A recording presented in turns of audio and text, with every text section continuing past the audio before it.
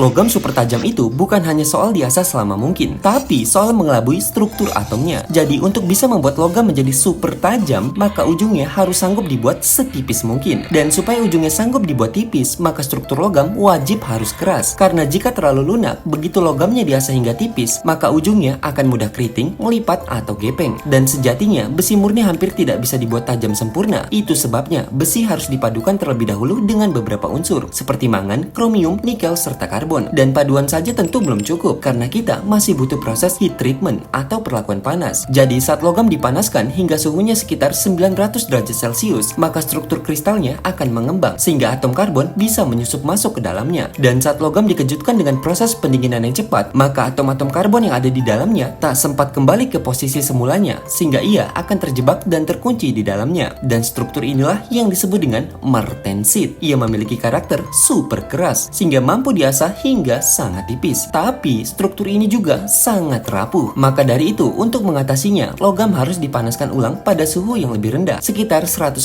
hingga 300 derajat Celcius, di mana proses ini akan memberikan kesempatan atom untuk sedikit bernapas, sehingga keseimbangan antara keras dan tangguh bisa dicapai. Atau dengan kata lain, logam yang dihasilkan bisa diasah hingga sangat tipis tanpa takut mudah sompel. Karena pada akhirnya, ketajaman tidak diciptakan oleh batu asah, melainkan rekayasa unsur, suhu, serta struktur atomnya.